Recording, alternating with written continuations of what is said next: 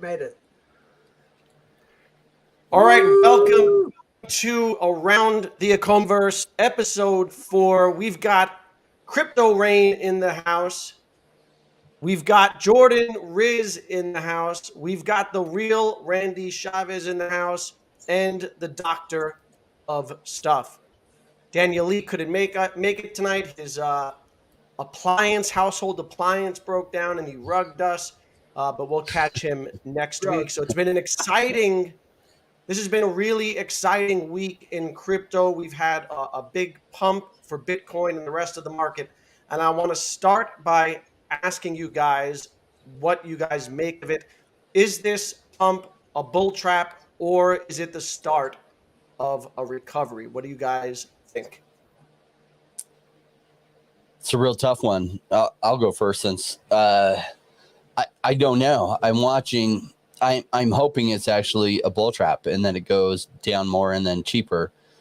The reason is I came out of retirement like a month ago so I could start churning some work, but the work I do takes a couple months to pay out. And so I want to buy a lot more cheaper. On the good side, if it's the start of the bull market and it goes absolutely crazy, I can't complain too much. But if I had my druthers, I'd be like, just wait another 6 months if you could. Because I want more. I'm crazy like that. And I like buying low. Doesn't everyone else like buying cheap? And these prices are cheap and amazing. These are like lifetime opportunity prices. Yeah, look, I'm trying to sell my Amazon company so I can buy some more crypto while it's low. It was a little bit worrying how fast it went up the other day. I mean, it's a good problem and a bad problem. And even if it goes up a bit, it's still quite cheap compared to what it was. So I might still pick up on some more crypto, even if it goes up a little bit more. But I have a feeling that we might be in the very slow start of a bull run, and it'll probably go up and down a little bit. Like last cycle, if you guys watched, it's sort of, what do we hit as a low? 3,000 for Bitcoin? I think it's about 3,000. Yeah. And then it just slowly ticked up all the way to about, was it 20,000 by the December of that year, 2020, I think it was. Or was that 2019? Might have been 2019. In the middle of the bear market, it went all the way down to 3,200. Then it went up to 14,000, and then it went down to 3,800 before it then started a long climb to 65,000. Yeah. And I managed to pick up. I watched it tick up slowly, and I started buying as it was ticking up around 8,000 to 10,000. That's sort of where, and then broke up as soon as I bought it. It just flew up. So I really got it the right time then. And, nice. That time might be now. I'm not really sure. What do you think, Randy?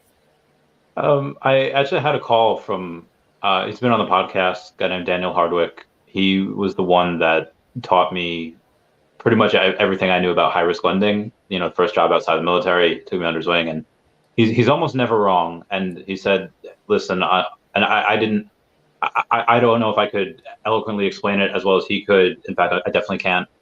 But basically, he just said, unless the trends reverse, we could be looking at a new bull market here. So I was like, well, budge, I wasn't expecting that at all. I was expecting another 12, 14 months of pain. And, at some point we'd start recovering. But again, he's almost never wrong, especially when it comes to just the market in general. You know, we both have our strengths, and he's either way we win. Either it stays down, we get to accumulate more, and it goes up eventually, or it goes up now, and we can take a breather. We can take some profit finally. So here's my thought. So I actually tweeted out on this a couple of days ago as ETH pumped, right? And I said, hey, for everyone who thinks that this is a bull market, I'm sorry. I think it's more of a bull trap. I mean, I would love for it to not be, right, for this to really be the beginning of a bull run. But guys, there's a lot going on in the macro right now, right? Like you've got major corporations like Amazon, Google, Meta that are laying off thousands, tens of thousands of people, right? You've got high interest rates. I don't think that we've seen the effects of what this is going to have as it slowly trickles down into the economy right there. So like just people in general, what I think for like bull runs is people need money and money sitting on the sidelines. And I think that there is some money on the sidelines for sure. But We also seen a lot of money wiped out, and this is actually probably a good thing. Like so much leverage, which creates such volatility in the markets, was wiped out with all of the things that happened in 2022, right? With Terra Luna, with Voyager, with Celsius, with FTX. I mean, a lot of those people who are leveraged and leverage trading got wiped out significantly from that. So for me, and the other thing is as we've been in this kind of bear market, we haven't seen these little spikes that we see. If you look historically back on some of these little spikes during the bear market, that'll be like a jump and then back down. We haven't really seen that like we have it in prior cycles. So for me, I hate to be the Debbie Downer of the group, but I think this is more of a bull trap, and I hope I'm wrong, but like. Either way, kind of like Randy said, I think that the prices are still so low relatively. I'm still buying, right? Because even if this is the beginnings of a bull run, we haven't reached the euphoric stage. And as long as we're not getting there, I think that we're still okay buying. So I'm still buying, even though I think that it could go down. But yeah, I do think that we're going to have like this little pump, and then something's going to happen, and there's going to be a dip again. Yeah, I'm inclined to agree with Doctor of Stuff. I think it's a bit of a trap. Not to say that we'll, hit a new low. I'm not sure about that, but I do think we'll pull back. But is it frustrating for you guys? I was looking at a bunch of different coins and how they were performing this week. Mana was up 100%. Sand was up 100%. Sol was up 200%. Gala was up 250%. And Omi was stagnant. I know that they're waiting to get on exchanges and things like that, and they have their plan. But do you think they can do a better job of raising awareness of the token? Because it seems like outside of the community, not many people know too much about the token. I think there was a little bit, and I love how a lot of these FUD things turn into something really cool. There was a little bit of FUD talking about that there was from the reserve wallet, like 5 billion of the reserved wallet had moved to another wallet, and they're like, are they? And of course, the FUD was like, are they taking funds from the reserve wallet and they're giving it to an exchange, and like they shouldn't do that, and of course they shouldn't, and they're not. But if you take a look at it, the 5 billion of the OMI that went from the reserve wallet did go to a known reserve wallet of Immutable X. So I think the interoperability for Immutable X is coming. Now, do I have any evidence of that outside of what I just said? No. It could just be, hey, we need this for whatever fees that they're doing. But I think the interoperability is coming, and I think that's a good reason why. So I think on every single project that Immutable X partners with, they have anywhere usually between 30 and 50,000 followers on Twitter. Once they see, oh, hey, we could do stuff with OMI, we could do stuff with this. I feel like all those projects in general, which are pretty into the Web3, or at least the gaming aspect, I think that'll help a lot. It's a good question. We often think about that question in the crypto space, right? And we want to see the token price pump. There's a huge disincentive for companies to try to push their token price, because if they do, it increases the likelihood they could be pursued by the SEC as a security. If you notice how Ecomi and Vivi kind of split off Reese to manage the Ecomi side and to do any talk about the OMI side, and David and Daniel just push the Vivi side, right? So what will happen is like can a company market and push up their token? Short term, yes, but the best thing a company can do is add substance to their project, which is what will really fuel sustainable growth. And I feel like Vivi's focus is exactly there. I know I often see on Twitter and other places people frustrated with being patient. That's just part of the investment process, the patience game. It takes a while for the fundamentals are all getting lined up, and I'm really happy about that. Is Vivi going to take off on its own? It would take something massive, some massive money coming in for it to take off on its own. Most likely it's going to take off with the rest of the market and probably, in my opinion, exceed a lot of what some of the other projects do, because the fundamentals behind it, the company, are strong. I mean, it's a revenue positive crypto project. How many projects can say that? They have some of the best intellectual property in the world. They've delivered really well, albeit they delivered late on almost everything. Well, welcome to the tech world. That is the entire tech world right there. So that's par for the course. They're actually performing quite well, in my opinion. So I'm really happy with it. And whether it takes off right away or it takes off 6 months or a year or 2 years from now, I'm patient for whichever one of those it is. Cool. I'm with you, Crypto Rain. I'm definitely happy to be patient for it and keep accumulating. I just want to quickly answer this question we've got here. I think whales will start to take profit pretty much from 002 onwards, because that's a 2x for a lot of people, 2x, maybe even 3x if they got the 00067 sort of mark. Thanks for that super chat, Hank. I think a key psychological levels. I think like back to like the last cycle high at 0.008, you might see some people starting to layer out a little, taking some profits. I think 1 cent, and all those like key psychological levels. Dr. Stuff, what do you think? Well, there's a couple points here that I think are important. So remember back in 2021, when Vivi or Ecomi was on the Go chain and they had very little exchanges, and the token price got up to 1.4 cents, right? So that's with basically no marketing or anything. I do think that Vivi does need to do some things. They need to get on some more exchanges and make it easier. But in doing so, as Metaverse starts to play out a little bit more, as AR and VR start to become more of a reality, as we see a lot of these big tech companies actually bringing out these devices and making them a little bit more cheaper and better, that Vivi will be positioned really, really well for that. And the easier they can make it for people to purchase the token, the more people who are going to purchase the token. But even if they don't, I just want to point back to that time 2 years ago, basically, where the token pumped drastically with more tokens, right? Than we had. Well, I guess they still had some founders tokens that hadn't been released. But anyways, then to the whale point, people are concerned about whales, maybe selling at what levels. But for me, that's like kind of short-term thinking. People are going to take profits, right? But as they sell,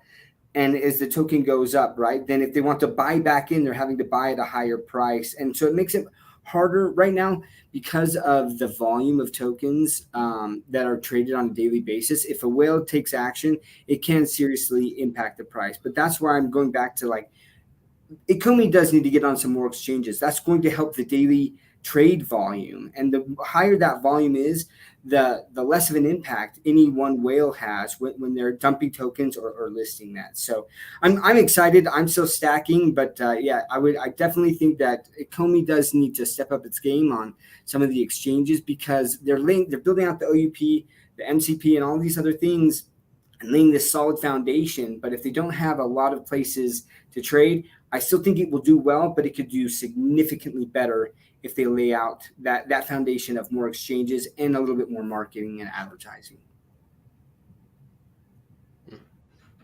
Randy, how about you? When would you consider, as an Ecomi whale, taking profits? Have you made a plan yet or not? I mean, it's a general feeling, if we go, and I've talked to a couple of other whales about this. They say, hey, if we get, it would have to be like a bigger exchange. Like KuCoin or Kraken might be okay. They might sell a little into that. But when they get like Coinbase or Binance at some point, hopefully we get one of those this year.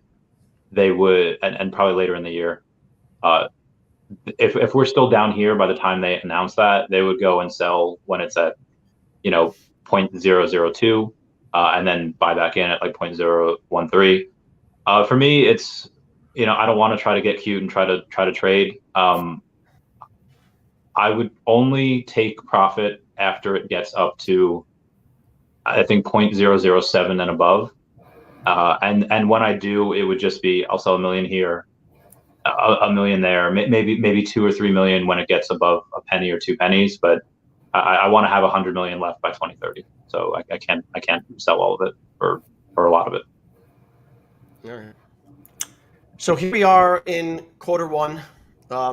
already mid-January, right? And the quarter is 3 months old. That's how right. That's how long a quarter is. And they said that within the first quarter they would get OUP rolled out, the initial stage of it, the Vivi verse phase 1, and now we're also supposed to get MCP. Of those 3 big projects and big steps that we're about to take, how many do you think we'll actually get in quarter 1? And which ones? I think you have a couple of things that they wanted to do in Q1. When it goes to OUP, as long as Wyre stays steady and okay, crypto to gem is the closest thing that's on there, and maybe they have some other things like an Omi spot wallet or whatever, and maybe 1 or 2 things for MCP. But one of the big things that I was thinking of outside of that, smash that like button, is at Decon they wanted to roll out the Vivi home space and accessories by Q1. Even if we don't get that at Q1 and we get that in Q2, if we get that at the first half of the year, I think both of those are with a little bit of OUP, a little bit of MCP, and then that rollout for phase 1. I think that's really, really bullish for us. Anyone else? Doc, what do you think of the 3? You think we'll get 1, 2, or all 3 things?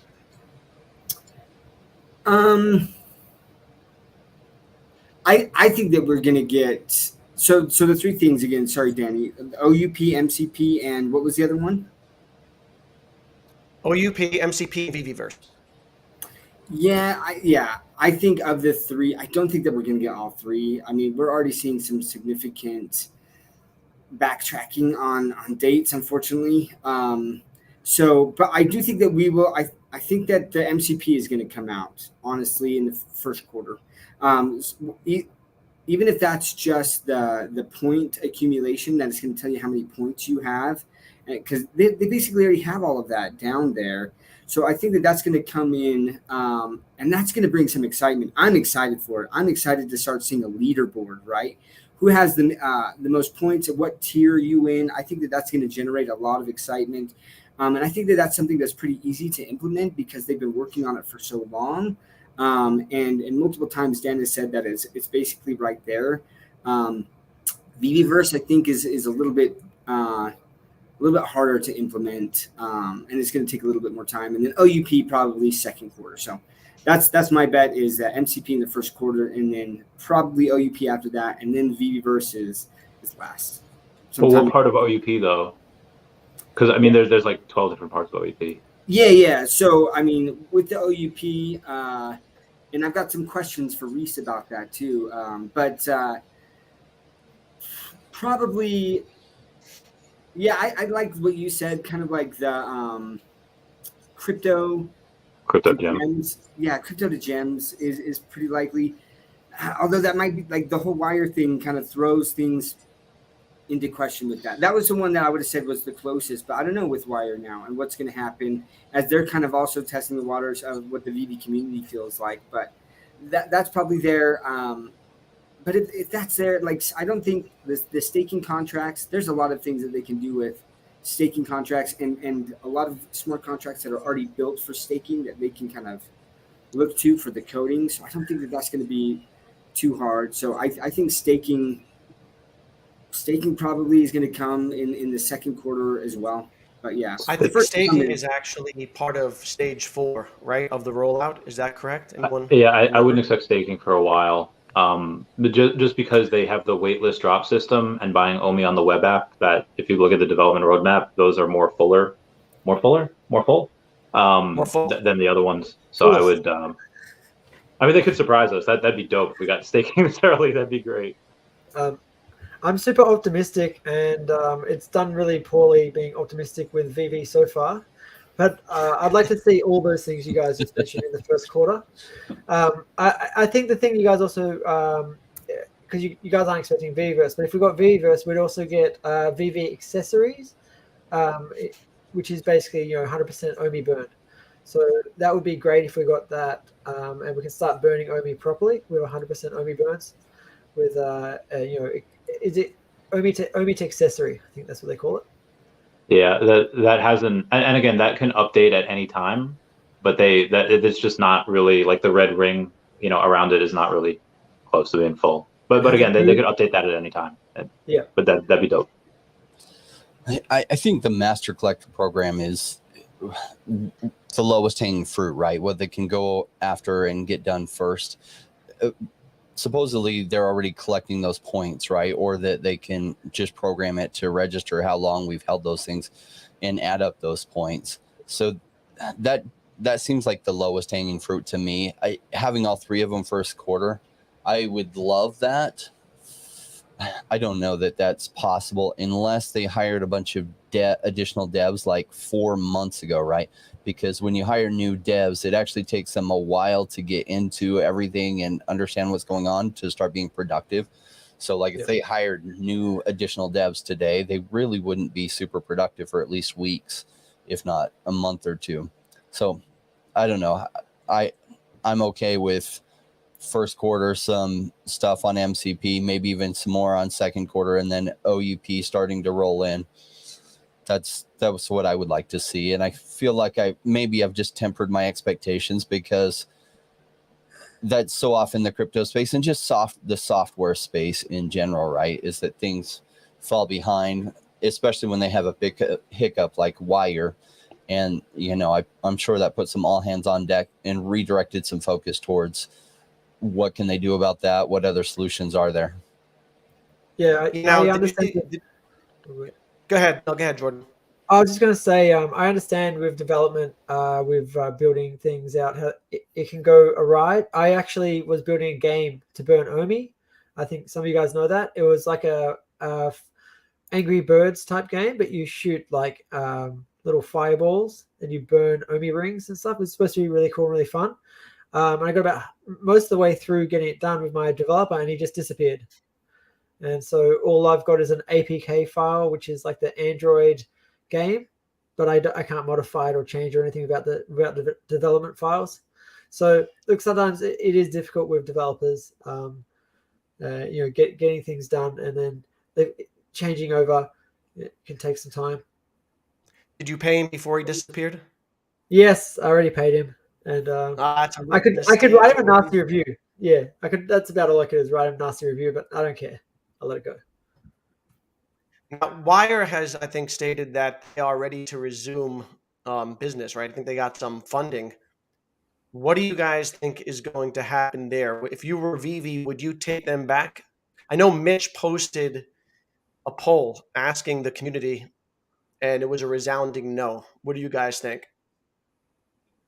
I'm going to jump first onto this one. I think that they should, just to enable cash out right away to get that back. We need that. We need that back. That being said, and I've tweeted a couple times about this, but I mean, proper third-party vendor management, they should have backups. And so I think that, while they have Wyre backup, they should start looking at other companies. And I'm sure that they already did before they even went with Wyre. But look at some of these other companies.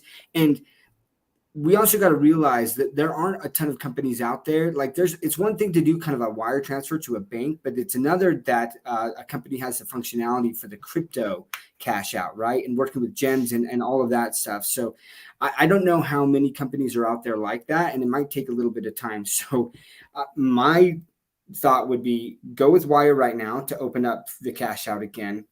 Be doing research in the meantime on other companies. And then if there's another company that makes more sense to swap to, then do it that time. But we need cash out as soon as possible for people who need it. Yeah, we have a friend that it's hurting really badly, right? And they were trying to cash out some part of their plans. They need that cash to pay some things.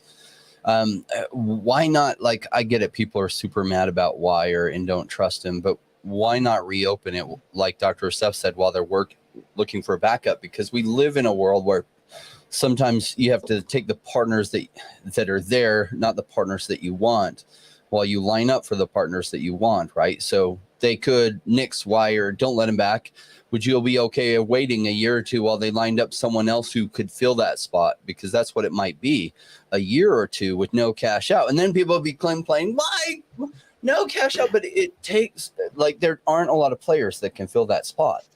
If there were, great, ditch Wyre, go tomorrow with someone else and have it ready in 3 weeks. But I don't see that as a viable possibility. Why do you think so many different companies were using Wyre? Because there's not a lot of people handling that right now. Now in 6 months or 12 months or 18 months, that might be a different story.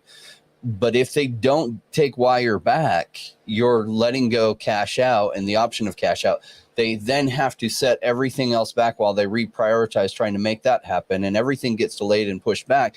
We live in the real world where you don't have the ideal solutions. You have to like factor in reality. So let's ditch Wyre and find someone else. Okay. OUP, that let's just go ahead and push that back to third or fourth quarter while they try to get a new partner figured out here. And so like, do you really want that? Because I don't.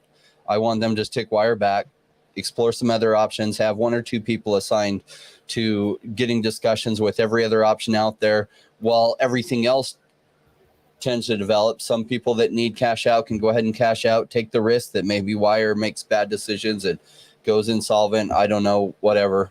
But in the meantime, some kind of cash out is available while they continue development and they search for a better girlfriend. I'm all for that. Yeah. Who could use a girlfriend, right?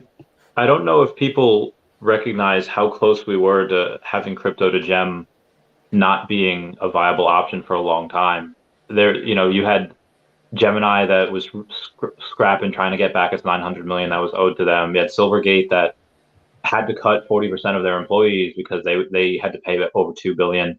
All these companies were connected. When you have companies like that, and then Circle, and then all of these things that, being invested in each other, there could have been a very real possibility where you would have no crypto onboarding ramps to any company.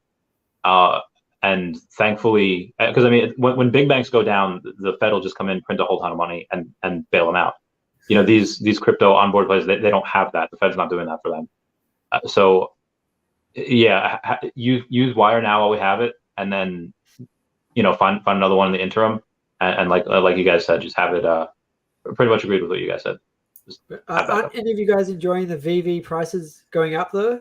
Yeah, I was going to ask about that next. What do you guys think about the impact it's having? Do you think it's sustainable now, or it's going to dump off as soon as we get cash out? Yeah, probably. I think Partners was up to over $4,000 this morning. I saw Todd was back over $1,000. Right. So, do you guys think that this is sustainable, or it's going to dump? 1 year, no cash out. Let's see. Let's go. 1 year, let's pump the prices and then dump on newbies. Yep. You have. People are clearly spending. There's still people putting money in. I don't think it's as much, but that's just because we haven't had a ton of drops. Alex had mentioned that a lot of over winter, Christmas, a lot of licensors take breaks and people go on vacation, and so we haven't had drops. But I think as long as people are still putting money in and people are still spending, I think their excess gems are spent, and I don't think it's going to be hard to try to sell stuff when there's it's going to be hard to sell stuff when, oh, hey, I had 800 gems and I only need 200 more for cash out, and now I have 50 gems. I'd have to sell X amount of things in order to cash out. I think they went too far one way, and now they're probably not going to cash out. Well, that's my problem. I just can't be bothered selling stuff to cash out, so I keep it. Yeah, regarding cash out, go ahead, Doc.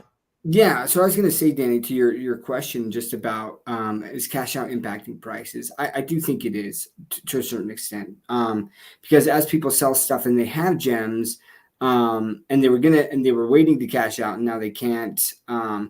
It's tough to hold on to your gems. It is tough, and so people start saying, they're like, I was going to cash out with this, but now I can't. And I've been wanting this collectible, or something's happened. And so I do think that there definitely is a portion of this uptick in prices that is related to the lack of cash out. How big it is, I don't know. Because we can track and we can see that there's still money coming in. But when there's money coming in and no money coming out, right, then there's quote unquote more liquidity in the system. And whenever there's more liquidity in the system, prices go up. That's just a basic economic feature of markets. So Yeah, but how much it's impacting, I don't know. But it's exciting, but it's not a big enough of a pump for me to sell some things to think, okay, it's going to pump. I'm going to sell now and hope it drops, because any of my big ticket items, like I just can't. I can't risk them. It like me miscalculating and then it going above that and being like, I got to spend more to just buy back something. So. Oh, you're muted. Crypto Ray, You're we can't muted, hear you. buddy. Woo! It's hard to time things when we get into these bear market lulls, right?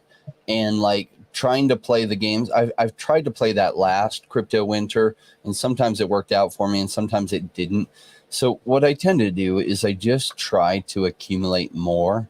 And like if I really like the prices, just buy more. And if it goes up, like I'm waiting to sell till like prices go crazy and fresh new money is coming in. And you know when fresh new money is coming in, because that's when prices go parabolic. And we saw that January last year. And so those are usually my exit points, right? When I take some off the table. Unfortunately, I'm too emotionally vested in Vivi. I'll probably never be able to sell everything. I realized when my vault value went to 660,000 in January, I was like, if I were non-emotional about this, I would sell everything at this. But I was like, I just can't. I mean, I sold a few Todds. I sold a few things. I did put my secret rare, one of my 2 secret rare Spider-Mans up for sale at 95,000 gems. It was just over where they were selling at. It never sold. And then I pulled it off. So like, yeah, I missed a good exit point. Especially we can look back and we know exactly where prices stopped moving up at. But those are good exit points where I make some of my exits and I take profits. And so whether, I'm patient to wait till that happens, something will happen, whether it's the whole crypto market going up, people totally FOMOing into some of the best IP names out there through Vivi or not. So this little stuff, it is tempting, but what I'm looking for is just more low prices so I can just buy more.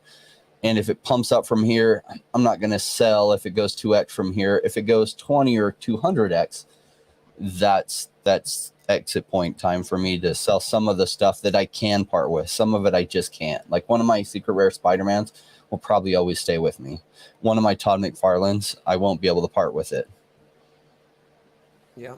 Randy, do you want to answer this question for Doge Nation? He has 1,300 gems to play with. What do you think? Secret rare Aston Martin, 2 ultra rare Miles, or 2 Supermans? So that secret rare Aston Martin, that's a there's 2 of those, but that's the one that's one of 500. I think he's talking about. So just telling, not the one of I think 2,500, which I think that one's only a couple $100. This is hard. I think Metaverse Life's video that is coming out in the next couple weeks. Apparently it's a race with like each of these whales have a different team. Right here, and I don't know if that's going to be.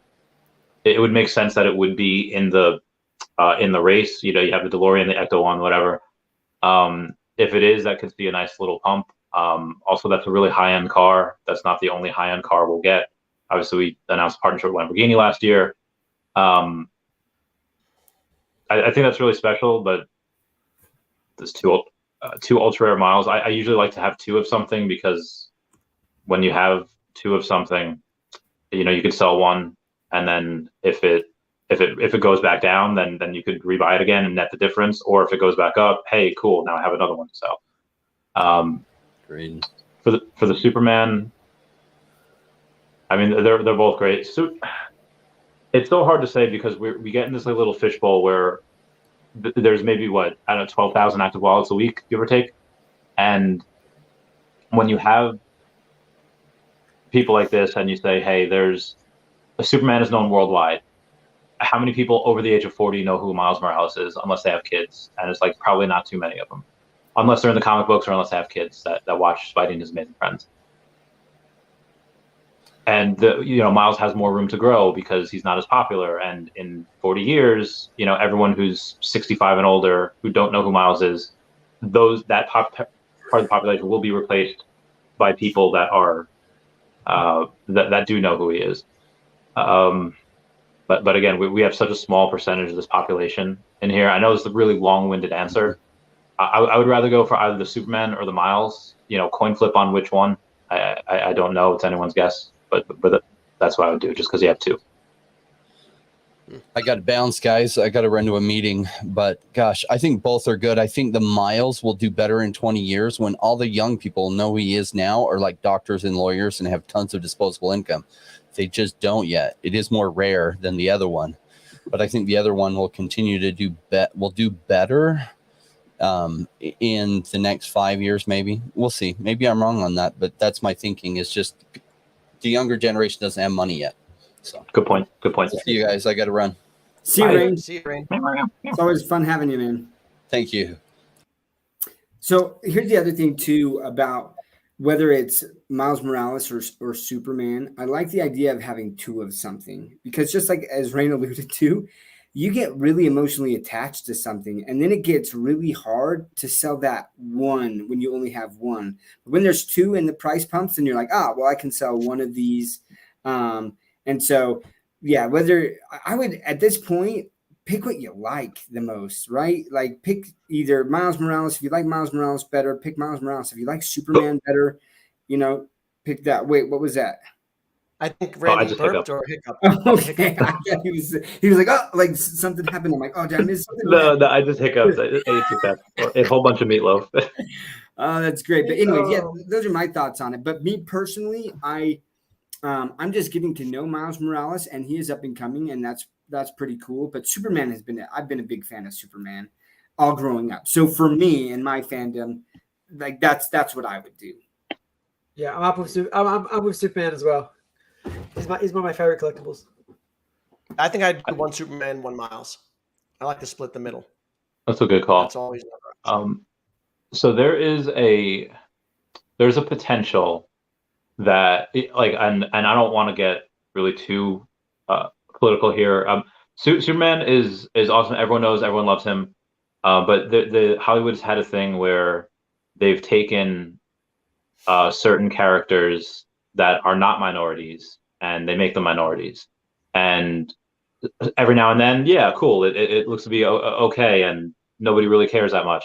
But then every now and then, it's like, what did you do to my favorite character? And people just they stop reading stuff about it, or they view that as anything new. It's like trash. Oh, this isn't my character that I grew up with. You're not going to get that with Miles, because he's already a minority. They're not going to triple minority him some way. I don't know. I don't know if that makes sense, but it just that seems a little bit safer, because he's not going to get all that. That's a good point. Getting back to I wanted to get back to cash out a little. What do you guys think about the cash out price? Is it too high at 8.5%? The selling or the cash out? Selling. I'm in selling. Sorry. Okay. Well, that's only for half the things, Disney and the James Bond DC, and Marvel. Right? So? Yeah, DC's bumped up. DC's bumped up and now. DC. Oh yeah, that's true. Really Every new forgot. You got to think though. I mean, for me in the NFT space in general, that's kind of par for the course. It's kind of middle of the road. I've seen some projects where the royalties are 6%. Some of them that are 10%, right? So 8.5%. I don't think it's too high when you look at the overall NFT marketplace on OpenSea, Rarible, and things like that. So does it suck that anytime that you buy, basically it's an 8.5% hit to quote unquote, if you're looking to flip or invest in something that right away you got to make up that 8.5%. But again, that's basically anywhere in the market you're paying around those prices. So I'm not too upset with it, I guess. I saw a Superstar Money video, and someone pointed out actually on Twitter, Crypto Bull, an idea that Superstar Money presented in one of their videos last week, tacking on an additional 1.5% on the seller fees to make it 10%, and then redistributing that 1.5% to holders of the collectible, right? So if Todd sells and it's, the sellers hit with a 10% fee, 1.5 gets redistributed to the holders of Todd. What do you guys think of that idea? Yeah, I think that'd be a really, really good idea. I'm also thinking that, you're asking if the fee was too high. If that fee's high and then they have a lower fee for using Omi to cash out, that would give Omi a little bit more utility as well. And I would obviously, I have a lot of Omi. I'd much prefer to deal with Omi cashing in and out. So that would make it a lot easier, and especially good if the fee is lower. I get I get accused of like shilling like all the time. So I purposely in my videos will say, oh hey, yeah, I think, and obviously things that are true, like, okay, well, Superman and Miles Morales are, in my opinion, probably going to get you a much better ROI than any Myrmicorno or Cryptkin. And I say that because I don't have a Miles and I don't have a Superman, but I do have the Myrmicornos and the Cryptkins. But could you imagine what some content creators would do? And you'll see any Yahoo with a couple thousand subscribers be like, oh, I'm in the Vivi fam. They will buy up as many of one thing as they can. I think this is really good because of X, Y, and Z, and just to get that royalty. And obviously, Dr. Profit would not do this, but him with his 400 waltz, when he goes, every time a wall sells, it's great for people that have stacks. It'd be great for people that have, every time a common alligator Loki sells, that'd be pretty legit. But yeah, I feel like that invites a lot of, a lot of potentially not so good things. As a manipulation, yeah. Well, and then you get into the realm of it becomes a security. Those become a security, right? Where you are investing in something or buying something with the intent that you're going to make some sort of return on it. I like that because, and I get the thought process behind it, right? You're trying to incentivize people to hold. Hey, if I hold this, I'm going to make or generate income from doing that. But you know what? You can do that through renting as well. And I think that renting that's not necessarily, that doesn't enter into the security realm. So you can stay away from that. And then you can also still get some income from that. And I want to, and I know that this is a tangent for all of you guys and Danny too, but so one of the things that Randy's talked about, and we've talked about before in the group, right, is basically the premium of the number of times that a collectible has been traded. And the lower that number is, right, potentially down the line, maybe that becomes more sought after as another way to differentiate between these collectibles that have the same image, maybe different mint number. But what happens then with renting, if you're trading that back and forth, does that make it even more scarce, those collectibles that aren't traded or sold and that people just minted right off? So what are you guys' thoughts on that? And do you even think that will matter long term? I think if we have millions of users, it'll be very effective with renting. So I think it really matters how big Vivi gets and if it gets to millions of users. I don't want to jump forward. I'll wait till Danny does it. Danny's given us a list of the questions for today. Yeah, basically I want to answer this in full a bit further on. With regards to millions of users on Veve, but yeah, I think it will. The renting, I think it really depends on how good some of the worlds are. Like we were supposed to get, or we still might at some point this year. They wanted it to happen in Q2 where you get worlds, like you get VV City and IP branded worlds. And again, I don't want to like shill anything I have. So let's say they have a designer con world where I don't know, you get all the stuff at designer con, you have video games and the jump rope, whatever it is. It'll be a lot easier to rent things that have low mint numbers, that have 1,000 mints and below. But I mean, how many people are going to want to play a bunch of these games, and how much would they pay? Is it like $1 for the day? I mean, that's fine if you have 20 of these things. Okay, well, $20 a day, sure, that's great.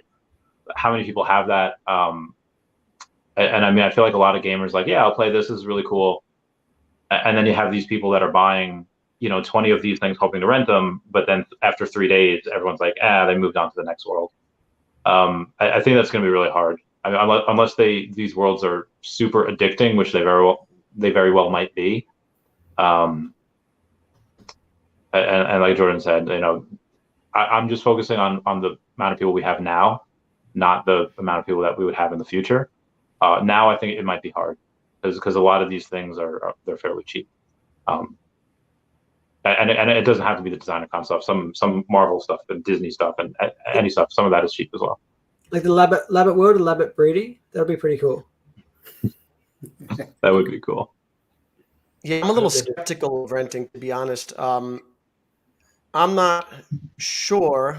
Like, I think I agree with what Frank is saying here. For renting to be big, either the Vivi verse needs to blow up like early days of Facebook, World of Warcraft, etc. Otherwise, why would someone rent? Right? I think that it's going to be you need something really big to incentivize renting, and it's I don't know. We'll have to wait. Well, I think you would people depending on what it is, they would be able to rent just for the AR picture. I think that's only a small amount of them. I think that's only for grails, things that are, high 4 figures or 5 figures and above. Just because, I mean, I don't know. It's like a famous person. People were paying what $50 at every Comic-Con to take a picture with a famous person that, you could still see them from right there, and from behind, you could take a photo, but it's that photo with them. It's that like clout chasing. It's like. So I think people would do that, but again, that's just for the higher end stuff, I think. Yeah.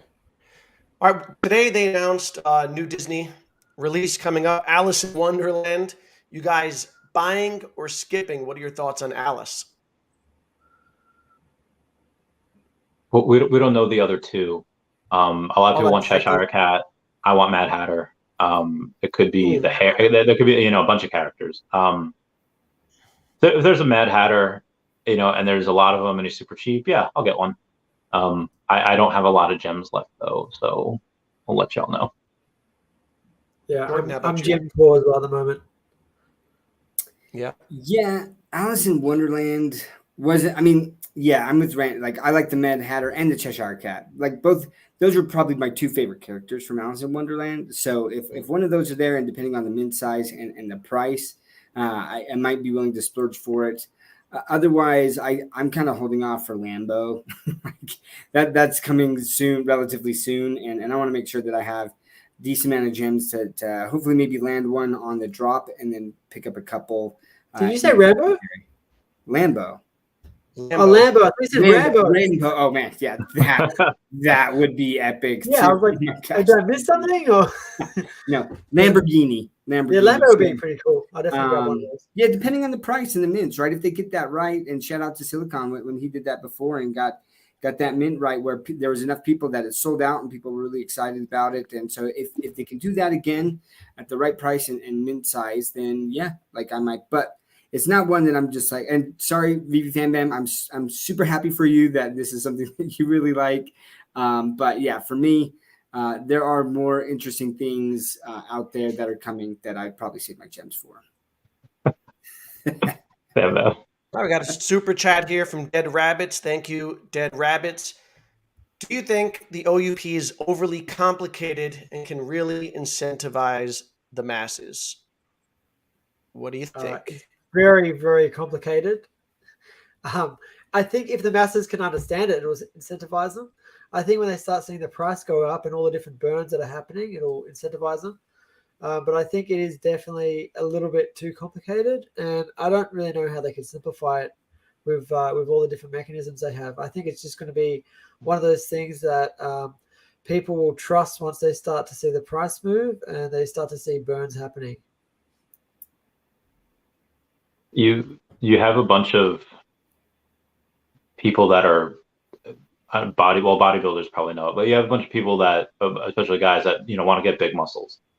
Do they know every single thing there is to know about anatomy and cellular division and hypertrophy and insulin? No, they just know lift heavy weight, drink protein, get big muscles. eat right. I don't think you need to really understand all of the inner workings of OUP to be able to enjoy it. Like, do people know the inner workings of like a Polaroid camera? No, you just pose and you have, you get blinded by the light and you have a picture and it's cool. And I don't think people really need to understand all of it. If somebody could make a OUP video for dummies, I would totally watch it as well. But I don't think there's if someone did that, that'd be great. I've already tried that. It's very difficult to try and dumb it down. I've made several videos on OUP now, and it's still. Yeah. But I think it's as complicated as it needs to be. I mean, it's a beautiful, elegant piece of work, and I'm happy the way it is, and it's made so that you can amend it at some point if there's something that's really not working out, or there's something they need to add. But I mean, and also what's mass adoption? I mean, yeah, Pokemon is a little more simpler than Digimon, and Pokemon has all biggest IP in the world. Digimon, but still has like 50 million followers across all, across the world. But it's more complicated. There's a lot more of evolutions or digi evolutions that can go on. So it depends. So the thing I like about the OUP is that it can reach a lot of different bases of people and what they want to do, right? Maybe there's some people who want the staking, and so they'll focus on that and they'll learn the staking and the tiers and what's important for that. Others will be like, yeah, I just want a better chance at the drop, so I'm just going to buy some bronze tickets or something, and that's all they'll really focus on. And so there are a lot of different pieces, and if you're trying to play all of the different angles, that can get very complex. But for most people coming in, they'll be like, hey, okay, well, if I want to cash out, maybe like OMI to gems or reverse gems to OMI or however that's going to work out, if that works out. But there's a lot of different aspects to it. But I think that people will come in and be like, this is what I want from OMI, and that's what they'll focus on. And so, yeah, I want OMI so that I can either the bronze tickets or, for staking so that I can have a better chance with my. Well, I'm looking at the different roadmap, right? The progress was buy OMI on web map, peer-to-peer OMI to ticket, bronze tickets. Like there's a ton out there, but again, depending on what people want to do with their OMI, I don't think it's fairly complex because most people aren't going to be looking to do all of it all at once. I think that if you look at Dogecoin and how little utility that had, and it just sort of became a meme coin and just went crazy in price and value, then I think OMI could do way better than that because it has real utility. But if it can get to similar sort of status as that people are just saying, I don't know, making tons of memes showing OMI burning and stuff and the price going up and people going mental, it'll make it really easy because they won't care. A lot of those people just don't care about any of the mechanics of it. They just want something to go up. Yeah. I agree with those points. I think it is a little complicated and they could, dumb it down a little bit just because there are people, crypto investors who look to these things. And if it looks overly complicated, it might, scare some people away. They may not bother to take a deep dive into it because I think we take it for granted. We know it so well because we've been in the community for so long and we kind of know it inside out almost. But for a newcomer, I think it could be very overwhelming, and that might deter them. I don't know. Yeah, well, majority of people still don't understand about the total supply and like the total circulating supply. They still think that it's not fully unlocked and that there's going to be another 400 billion OMI go into circulation. Like majority of people don't know even that. So there needs to be some like real clear clarity around the circulating supply. Just for the more simple, younger people, I guess I should say. Well, I mean, when people invest, though, I feel like it is the norm to just kind of follow trends. Like, people are talking about this, I'll buy this. I feel like for the most part, people just don't do their due diligence on things. So again, I don't think it's needed that they understand everything. I think it's just 100%. Everyone talking about it. Yeah. All right, I get it. Oh. Thank you, Maxwell. Beer Money, appreciate you. $5 super chat. Dead Rabbit's a cool dude. This isn't the question. There was another question from Dead Rabbits. I want to throw up. If you had $5K to spend, where would you spend it? Omi, collectibles, or comics? I would spend it personally at this time in Omi because it's so beaten down. And you also, I prefer Omi over, in terms of investing, I prefer Omi over the collectibles because of the fees when you sell the collectibles. You're effectively paying almost like 20%, right? And then you got your taxes on top of it. So that's key for me. What do you guys think? Omi, comics, collectibles, 5K. Yeah, I'm with you on the Omi. The great thing about Omi, so if you go to collectibles, unless you're buying stuff that you really like, right? If you want, I mean, depends on what your purpose is for this. Are you trying to invest, but I'm assuming that that's the assumption I'm going to take here is that you want to invest it or you're looking for a return. And the good thing about Omi is that it covers kind of the whole ecosystem, right? If the collectibles are doing really well, then Vivi's in the spotlight, then the token's going to get in the spotlight. There's more burns that are happening, which means the token's getting more scarce, and they're bringing in this utility. And although it's taking a while, it's going to come. And so it's kind of like a bigger target. It's harder to miss. Whereas with collectibles, you're like, well, maybe this will do well, and you get that collectible. Well, what if it doesn't do as well as you thought, right? Well, Omi kind of covers all of the collectibles, right? So, and to Danny DeBole's point, like, it's really low right now. It's the lowest it's been for me. So I didn't get in until March of 21, right? Right after that pump, it really happened. And so since then, I mean, it got down to point, what is it? 0007, 0007, Yeah. right? Is around the lowest it's got, and it's still below 001 now. So it's still in that range for me. That's where my focus, and that's where my focus has been. I'm buying little collectibles like here and there, but most of my funds right now are going to Omi. That's why I'm gem poor, because of Omi. Yeah, I haven't put any new money into collectibles in a while. You know, and 5K on the amounts that we have been talking about, we're talking about the future. I don't think it's a stretch that any of us here will be a millionaire at some point in the future. I think all four of us pretty easily can get that to be done. When talking about $5,000, it's like, okay, it really gets hard to split that. If we were to get like a windfall of $50,000, okay, yeah, you could totally split that. But $5,000 I think is relatively small to split. I would just do Omi just because that's what I would do. I'm stick to the slave. I'm obsessed with it, whatever you want to call it. And then, like you said, the collectibles, you have that.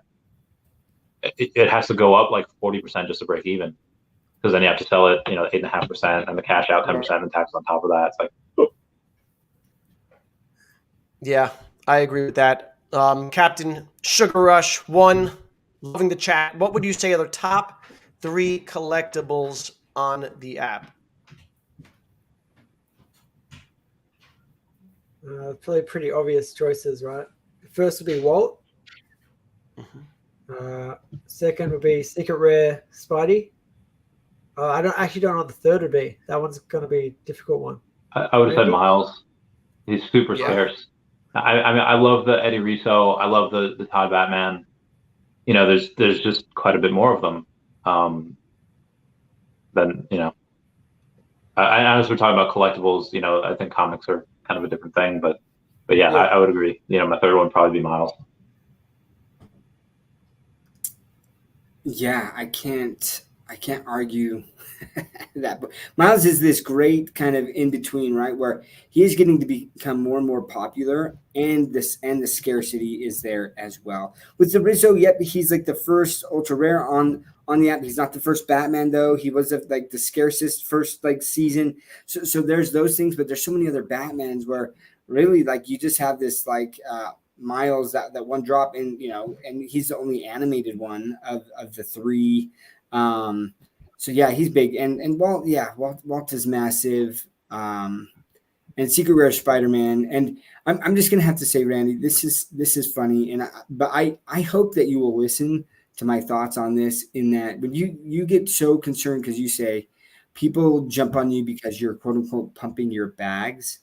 I think if you're just giving full disclosure and saying, hey, like, just so you know, like, I own this. But just because you own something doesn't mean that you're pumping your bags, right, with the intent to then dump on your followers. This is something that you're passionate about. And, like, that's okay. And I get so mad at people when they're like, you can't talk about something because you're pumping it up. It's like, no, I'm talking about it because I love it. And, yep, I own it. And that's what, like, I am putting my money where my mouth is in that I own this and I'm talking about it. And there's a difference between that and then talking up something, especially if you don't own it, or you buy some, talk it up, and then dump it right after you've talked it up. That's different. And I don't see you doing that. So anyways, just for everyone watching things, like, just think about that, right? When these influencers, and you do have to be careful out there. There are a lot of pump and dumpers out there. So I get that mentality, but at the same time, jumping on people because they're talking about something they love, even though they own it, is not necessarily a bad thing. So,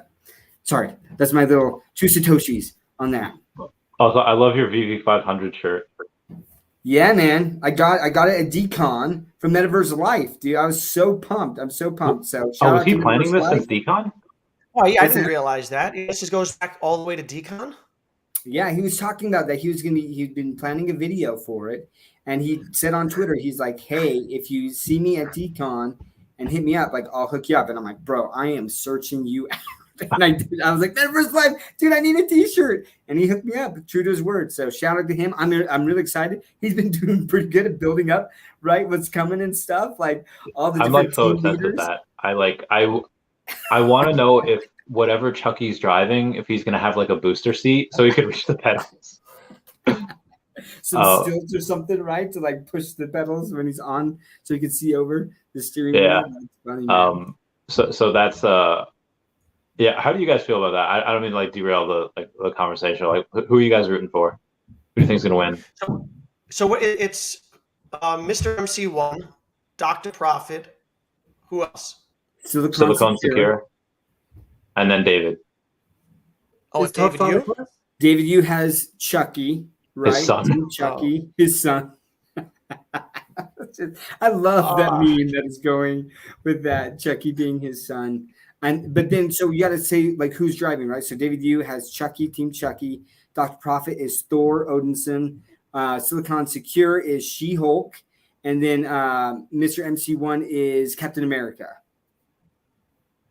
I think Thor is very heavy. He's like 600 something pounds. So that's essentially having 3 or 4 people in the car. It's just a lot of added weight. Chucky is like 12 pounds, so he's gonna be the lightest.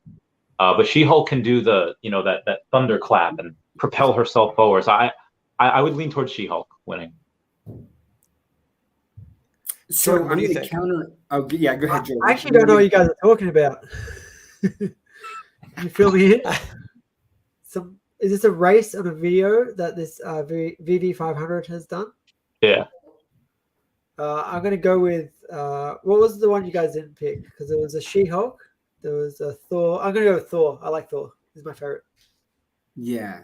So I think that Thor is driving the DeLorean, right? Oh yeah, And so he's the god of thunder, and he can control that lightning, man. And he's just gonna be fielding into that flux capacitor. He's gonna be fast forwarding to the future, man, and just like hitting that finish line right from the beginning.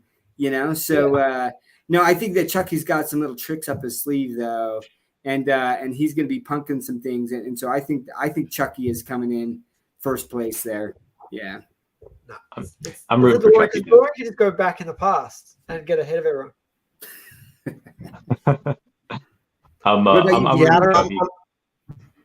I'm torn between Chucky and Thor. I'm gonna have to go with Chucky. David, you. Yeah, I want Chucky to win, but I think I don't know. She-Hulk seems to have she's outside of Chucky. She's the lightest out of the others, and she can do that thunderclap. So I think she has more advantages. Yeah. I love the That'd physics, be a major right? upset. If She-Hulk won, I think that's like one of the biggest upsets in the Well, we history don't of know what upsets. everyone else is driving. Like the Ecto 1, I don't think is known for its speed. I could picture Captain America on the bike, on the Aston Martin, like the Triumph bike. I think that'd be dope. And I think if he gets on the bike, he might win. we also don't know the obstacles, right? You're gonna get a T-Rex there that can, bite Captain America off the bike or like derail some of that. So I'm Is pretty it the excited flying to kind of DeLorean? see. No, I don't think so. I didn't look like the flying Flying DeLorean. DeLorean would kick everyone's ass.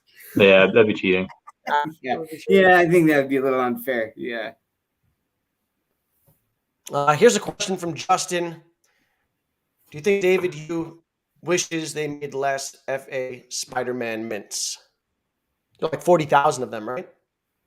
I think 32 of the common, and then I think in total it might have been. But no, in total I think it was 50 because you had 32 of the common, 16,000 of the uncommons. That's 48, and you had I think 9,000 of the rare. I forget the numbers. What was if it was then you're looking at 50, 57, and then 2,500. So it's about 60,000, give or take. Yeah, I think there's 60,000 FA Spider-Man. Yeah, I think that you nailed that with the mints. Here's my thing, and I understand what David was thinking. This guy's a visionary, and he's thinking about when Vivi goes mainstream. With FA Spider-Man, one of the most popular characters in the entire world, he's like, I want as many people to be able to get this down the road, so I'm going to make a ton so that it's a little bit cheaper because there's so many of them, right? The floor price is going to be too high, and someone can get in.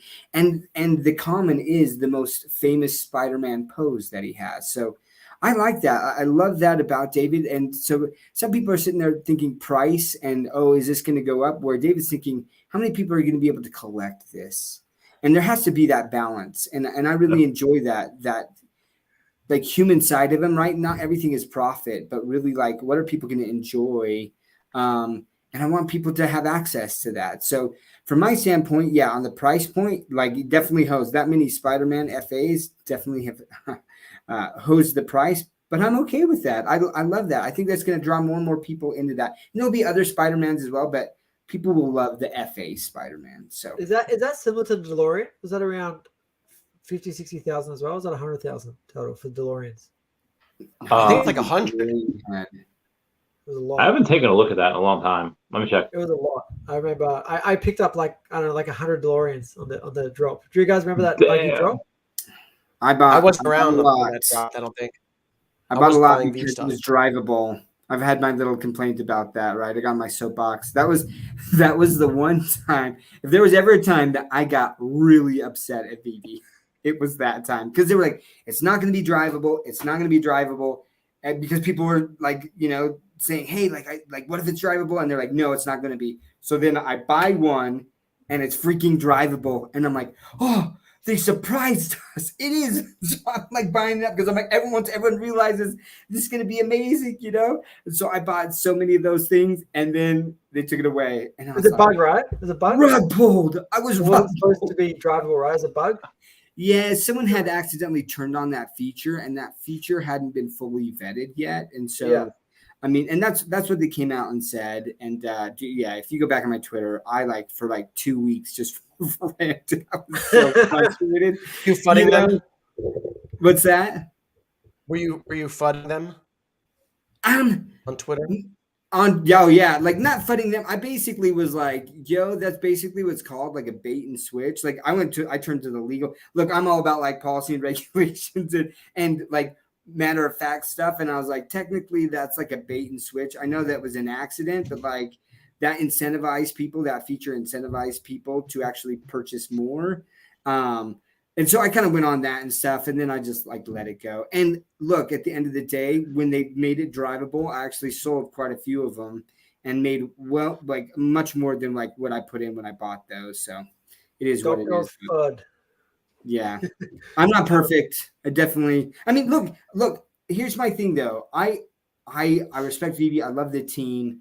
I don't mind when people call out things that are issues, but I do mind when people go like the worst case scenario on things, right? Like right from the bat, they're like, Vivi is manipulating, they're insider trading, or they're doing all these things. And I'm like, slow down, Turbo. Like, why are you going there from the get-go? I feel like the team has done enough to show like where their heart is, like what they're trying to do when they've made mistakes, right? And they've given out additional, like with with the Ultraman thing, I bought a ton of Ultramans, and then like they had minted too many, right? So they took some back and they refunded me. But then I got that drop of the secret rare poster. Like they've done a lot of things to try to make things right. And so for people to just automatically go to like the worst case scenario that the Vivi team is evil and they're trying and like they're of ill intent and they're all trying to rug us, like that really bothers me, because that's not the right stance to take. Question things. If you see something that's an issue, question it, right? But do it in a polite and professional manner. And I guarantee you're going to get a lot better responses from the team. It's really tough when they're always getting attacked when they make a mistake on something, or yeah. Anyways, that's my little soapbox on that. Yeah. Wanted to touch on in terms of the collectibles, and like that Spider-Man had whatever 60,000 total. We saw like the Miles drop. I'm sure we're going to get more Spider-Man drops. I'm sure we're going to get like an animated Batman drop. What impact do you think these have on their like sister collectibles, right? Like Miles and Secret Rare, right? Do you think that it'll put a ceiling on how high these go? Because if the Secret Rare Spidey jumps and the Miles is less, people are going to jump on the Miles, and so like they're not going to mind not getting that Secret Rare Spider-Man. What do you think about like further dilution and how that will impact the collectibles? You mean when we get another Spider-Man or another Miles? Yeah. I mean, it's still not first appearance. I mean, does the 12 other Batmans on here take away from the Todd or the Reese or any of that first set? Not really. I mean, it might take away from all the other ones that are out there, but that first set and that first appearance for the Batman are probably going to be unaffected. So I think the first appearance is that tag. I think that's really kind of what protects Spidey and Miles. So Danny, I think you had a question earlier that I think you must have asked and I missed it. It was like, is Vivi, or does Vivi have a chance of becoming like MySpace with the pace of their movement? Yeah, that was in what I texted you guys. What do you think of that? Yeah. So I just want to answer that question because I just did a bit of research on MySpace, and I really hope Vivi does become like MySpace, because MySpace actually had a really, really good run for about 6 or 7 years, where it had it got all the way to something like 100 million unique global visitors each month. So if we got that on Vivi, and even if it does decline over 6 or 7 years like it did in MySpace, they eventually sort of fell off around 2011 after sort of peaking around 2008.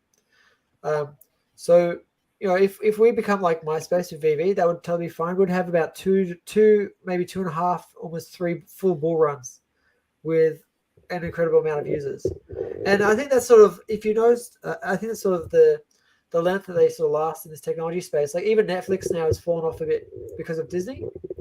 The Disney Plus is really coming ahead. I know myself and my wife like to watch Disney Plus more than Netflix these days. So that's a big change. And so maybe Netflix is becoming MySpace now in terms of streaming services. So I think that happens in the technology space. Maybe something will come that's going to be better than Vivi, but that might be a long time away, and we should have a lot of time to get a lot of users before that happens.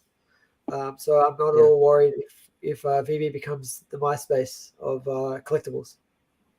Speaking of Disney, Bob Iger said this week, he talked about the impact NFTs will have and how he anticipates, a bunch of use cases for them and increase, market share or whatever.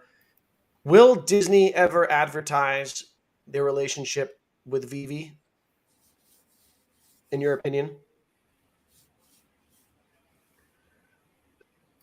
Yeah, so Bob Iger had I did a video on that this morning. He has just made one of his first kind of declarations that he made is that saying up until like a week ago or like a few days ago, you had to pay $8 for a photo that was taken of you on a ride, and now he says, yeah, we're doing away with that. And at first glance, people are like, well, let's say you sell 1,000 photos a day, $8 a photo, it's $8,000 a day. That's, that's a lot. Why would you take away that revenue stream? And it's one of those things that why I think that, and this is going to be a long-winded response, is because you have people will remember people when they get those photos. That's just going to give you those feel-good chemicals in your brain saying, oh, remember when I did this? This is going to be great. And those feel-good chemicals are going to be associated with Disney at that time. So yeah, you might not be making that extra $8,000 a day on photos, but maybe you have, 1% of those people go back because of those memories when they're flipping through, they're flipping through their photo album, or they're scrolling on their phone, or they making Christmas ornaments, whatever. And why I bring that up is because I think I mentioned this before. There was a mall near me that has a selfie store where you have 30 different backdrops, and you can go in there and take a selfie in like an alleyway and like whatever you wanted to. And what I think, and I've pretty much zero evidence for this, is that what they would do is the same way that Vivi is at the Marvel booth, and everyone at Comic-Con, like all the comic collectors, all comic heads are like, that's interesting. That doesn't really happen ever. I think that in that same way, you will have Vivi AR photo stations in the Disney parks, and there's no way that you could charge for the photos on a ride and then have Vivi photo stations for free. Oh, why do these people get to take their photos for free? I think that would cause divide, and I think Bob Iger probably saw that. And again, it could be completely unrelated. It could be Bob Iger just saying like, no, I just want people to have incentivized to come to Disney. We're already nickel and diming them everywhere else. Or it could be looking towards the future saying, hey, we're going to have this type of thing because the infrastructure is going to allow that. So I think you're going to have Vivi AR photo stations at Disney at some point. That would be awesome. Also, we got Vivi just sold its 400 millionth gem. So. Oh, nice. Yay, live on the stream. That is awesome. That is awesome. Well done. We got a special guest here for Around the Ecomi verse. Hey, okay, what's going on, Kay? Hey, what's good? Hey, hello, Kay. What's up, Kay? How was Japan? Japan? It's been a while. Yeah, how's everything? Yeah, very good.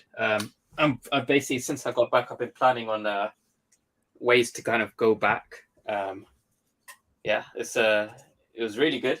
I'll show you guys one thing I bought actually. I think I've kind of kick-started a bit of a manga hunt for people on Twitter, because I posted a picture of this, right? Ooh. And yeah, then Buck and some other people The Death Slayer? started buying these. So this is the first appearance of Demon Slayer. Demon Slayer. And Demon Slayer is a very, very popular anime. So basically, this one book, this series. Okay, so if you took every single comic in the US from Marvel and DC for the year 2020 and combined them together, this one series outsold all of them. That's how big this is. Nice. And this is the first appearance. So this cost me about $100, which is actually, I would say, really, really cheap, considering that in Japan, they don't really have this concept of like grading comic books. Like they value rare pieces, but because the grading industry doesn't yet exist, it's a new thing for manga. I think if you're to get into mangas now is a good time, because in the US, the rate of manga adoption has been going upwards every year, whereas the rate of traditional kind of Western comic book adoption has been decreasing every year. And so if you want to get into FAs, right, for like mangas, before the grading for it becomes mainstream, like now's a good time. Like if you want to get the FA of Dragon Ball, so the first ever Dragon Ball manga, like the first appearance, I think that costs about $2,500, which is not bad. Like TJ, Mr. Fat Booty from Twitter, he's the one who got me into it. and he's buying one of the FA Dragon Ball mangas himself, because Dragon Ball itself is kind of like a grail when it comes to anime, right? And if you have the FA of the comic book, like I don't know if you can really get that much better than that as far as like anime goes. So yeah, like before the grading system got introduced into Western comics, like they never really like took off that crazy in price. It's only when the grading came in, that's when the prices started shooting up. So yeah, like the problem is because grading doesn't exist for mangas, like there isn't like a kind of like a slab or something that I can put on this, which is why I kind of like just leave it. I'm just waiting for someone to come up with some way to preserving this. So yeah, if you come up with an idea of preserving these books, because they are a bit fatter, they're like kind of books, then yeah, you can make some, who knows, you could become a millionaire by selling covers for manga books. That's a good Bam product Bam idea. wants to know where she can get one of those. Oh, Vivi fan. So my one comes from a store called Mandarake, which is like a kind of traditional collectible store that they have across Japan. So they sell like vintage stuff. So you can actually buy online from Mandarake, but the stuff on their website, it's like very like you have to keep checking like every day because it's like a proper collectible store. So when they buy something off of someone, or if someone wants to sell something through them, you have to just keep checking. It's kind of like eBay in a way. So some days you might get lucky and you might get like a really good, good quality, as in good condition book for like a good price. They do have one right now, but it's like a C grade. So that means it's like a little bit torn maybe somewhere. It's not terrible condition or anything, but mine is quite good condition. It's like sealed and everything.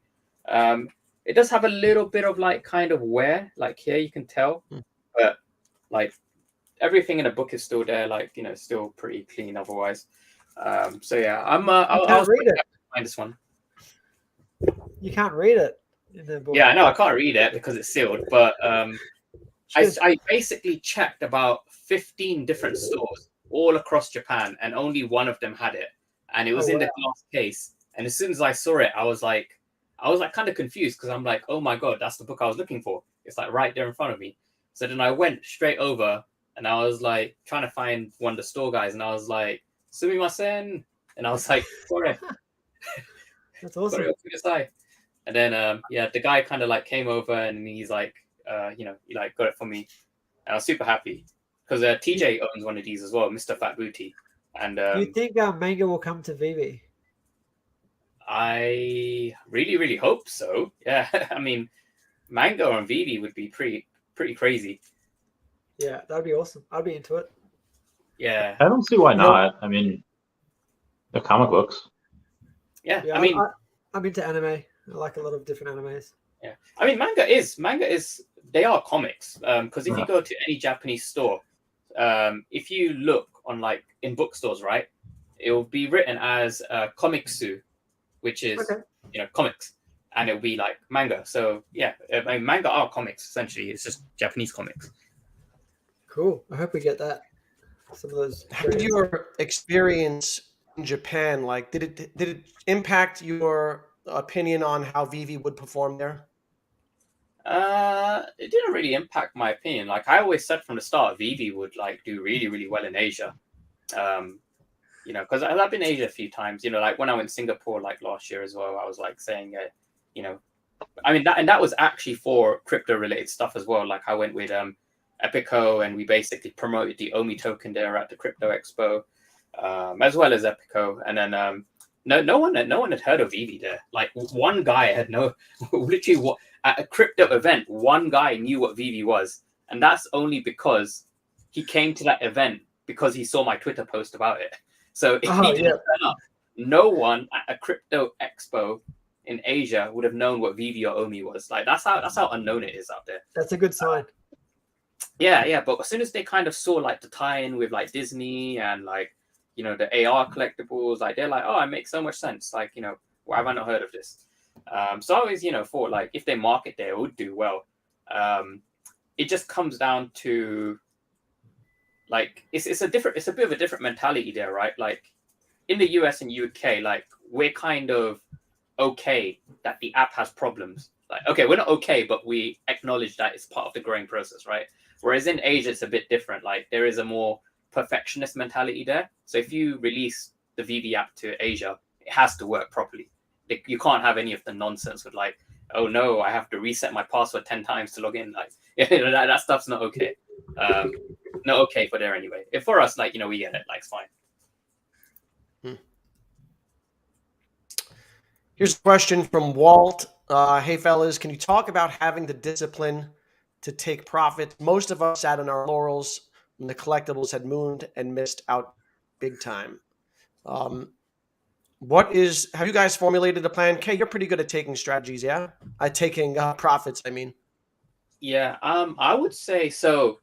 I used to be horrible at taking profits, right? Because my first experience was back when I got into XRP around 2016. Yeah. So I was buying it was like literally like, like not a lot of money, like, $20, $30 at a time.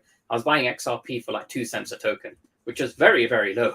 I remember that. So I remember I had something like, I think it was like 10,000 XRP or something. And yeah, I think it was like 10,000 XRP. But yeah, so I wrote that up, and I remember I had like way more money than I've ever had in my life. Like I had something like $50,000 worth of XRP, and that was from like, chucking around like $20, $30 at a time, like here and there. And so I was thinking to myself, oh my God, like I'm going to be a millionaire. And then that was the peak of XRP. So one token went up to like, like it was $2.86, something like that. Like, it was crazy high. And then I went through the phase of like, we had a big pullback in like January 2018. And I was like, oh, it'll be fine. I've seen this before. And then it pulled back again. And then I was, oh, it'll be fine. Like I've seen it before. And then the next day it dropped another 50% and another 50% the day after. And it just kept doing that. And that was like literally like I went from like, portfolio of like 50K down to like a portfolio of like, like 5K. Like it was like literally, or less than that, like I think like 2K. Like, my portfolio dropped like 95%. And I was like, oh, I'm still in profit, but it was like pretty, horrifying to see your portfolio drop from that much. And so I kind of went through that process again. And then I started trading a little bit. But now I would say the best thing that's helped me with like taking profit is studying how price action works. So there are people like, fortunately, I made this point before, right? Like the Ecomi community has like so many really highly skilled people in it. And one of the really highly skilled people I've met have been people like, there's a guy called Ron, and there's another guy called God's Entry. And God's Entry is like a pretty big, like, like a Omi bull, like, he's like really into Vivi as well. And he's been kind of like helping me learn like charting and price action and things like that. And I think once you kind of understand just how price moves, from there you have a much better understanding of how to, or where and how to take profits. Because, before I was just chucking out like arbitrary numbers, like, I want to take profit here, here, and here, which is fine. Like that's okay as well. But you might want to maybe adjust where you want to take profits, like maybe take profits early or maybe take profits later, depending on, your understanding of how price is moving. And so, I would say the most simplest thing is probably to kind of understand like Bitcoin price movement, because that's probably the most widely covered. Everyone covers Bitcoin. And so, if you believe, hey, Bitcoin is going to go to 100K next cycle, then, maybe you want to start taking profits from like 60K onwards, but then you want to extrapolate that and map it to like where you think Omi is going to go. So if you think Bitcoin's going to top out at 100K next cycle and you believe Omi is going to touch 2 cents, then if you're saying, oh, start taking profits from like 60K, which is like, 60% of Bitcoin's peak, then probably start taking profits from what you believe 60% of Omi's peak is going to be and kind of scale your way up. That's assuming, that's you do want to be taking profits as opposed to using your Omi or whatever else, right? So yeah, that's kind of helped me a lot, is just studying and learning more about like how price action works. And I would definitely recommend people, as just a general skill, it's a good one to have to prepare yourself for next cycle, so you don't kind of get caught up in what I call like the kind of token gaslighting. So you get like these random meme coins, and people say, "Oh, it's going to go to $1 billion," and you can just tell by the price action it's not going to do that. Are you profitable in your trading now, Kay? Fortunately, I would say I am actually profitable. So yesterday I shorted Bitcoin, which worked out because I closed my short right before price kind of took off again. Because I do think Bitcoin is going to come down. I don't think this rally is going to continue beyond Bitcoin going to 30K. You think it goes 30K? Long here, yeah. But I think we do need to come back down because I only think crypto is going to start to really properly rally when either we start seeing money printing or when the next Bitcoin halving happens. Yeah. I think one of those two events I agree. Yeah. But before it goes down, you think it goes up to 30K in this rally, and then it goes back down? Maximum 30K, yeah. Most likely 25, but maximum 30K. Because there's let me see if I've got the chart here. Actually, I'll show you. Because this is a chart that I came up with. I kind of drew something similar, but there's a guy who I speak to. His name's Ron. He's quite a big Omi whale as well. He's got over 100 million Omi, and he shared. Yeah, he's been an Omi for actually a long time. Did you pick up 100 mil Omi now? Okay. No, I'm on about 60 mil. I'm like kind of around there, 60 mil, yeah. Yeah, I'm getting there. But yeah, Omi is like one of those ones where I'm like, I could get to 100 mil right now, but I'm just like, you know what? I'd rather dollar cost average because you never know what can happen. I've learned my lesson from the past. Yeah. Let me see. Okay, here we go. Free Tate. You got to highlight that one, Danny. You guys seen all the Andrew Tate rallies around the world now? People. There's rallies. Yeah, people going down the street going free top G. Yeah. Oh yeah. It's crazy. Oh, there's so many like funny meme videos of Andrew Tate out there. Like there was one I watched. I don't know if you watched The Boys. That kind of Amazon series with a guy who's like a rip-off Superman's Homelander. And there's a parody video of Andrew Tate versus Homelander. Like I've seen that. That's awesome. Yeah. Top G versus Homelander. Yeah, that's so a really basically, good one. if you have a look at this chart, right? So I shorted right here because for me, right? So this for me was like a local double top, right? So you had your one leg up there, one leg up here. And this was also right at a resistance and near the top of the channel. So I was like, okay, very, very, very likely it's going to have a pullback because it did pull up quite fast as well. So I shorted and I kind of closed around here, right? And so now we're at the bottom of this channel and we've got a green candle close. So most likely we will probably continue up this channel. If we do continue, you can see kind of like, 21.3, somewhere around there. If we break above, then yeah, we can go higher. But I don't think we really go above 30K this kind of like little rally. That would be like a very kind of super, super bullish scenario in my opinion as well. But yeah, I'm expecting us to pull back, back to like that 40. Are you going to keep trading shorts and longs along that path for now? Yeah. So I would kind of want to be kind of just, shorting up here, longing down here, and just kind of stay within this channel until we have a breakout or break below. Then I would probably wait for a confirmation on, what to do next. Are you trading like a small amount that you're happy to lose, or you? Yeah.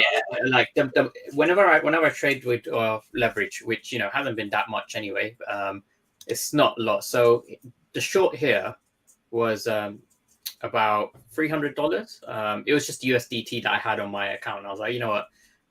If I lose it, whatever. If it does something, that's more money for me to throw into Omi later on.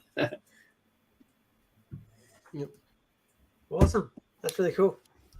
Well, hey, gentlemen, I've got to bounce, but I do want to touch on wallets too, because Kate talked about tokens, and I love that that information.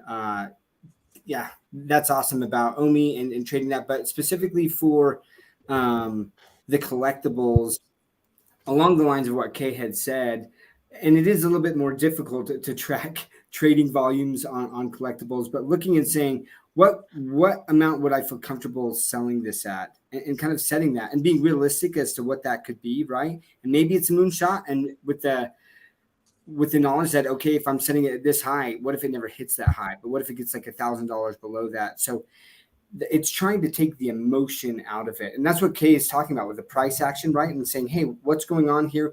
What's realistic and what could potentially happen? What's happening right now? Where could it go? If it's good, where could it go if it's bad? And really just making a plan from that, right? Just taking that emotion out and saying, before it gets here, this is what I'm going to do. Because I remember in January, texting my buddies every day, and I was like, my Vivi portfolio is up 6K today.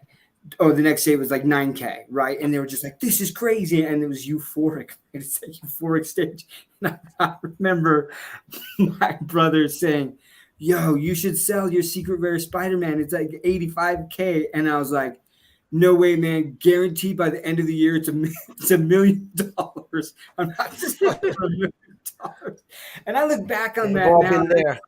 It's laughable. It's laughable. But that's that euphoric stage, right? I let the emotion of it and it's greed and the dollar signs, right? And I'm like, it's never going to stop. And man, did I learn my lesson. And I'm grateful for it that way. I'm still in profit with all my collectibles. I bought a lot early on with it, right? But and I did sell some at the top, but I think that that's the most important thing is you got to realize and be like, what are the things that you actually just want to keep forever? And maybe it's because you minted it and you don't ever want, like, you just want to keep that. Or if you're fine being like, I can sell this and buy back a different one and I don't care about that. But again, it's going to be to the individual and understanding your emotions and mapping that out and saying, okay, I'm going to take all of that away.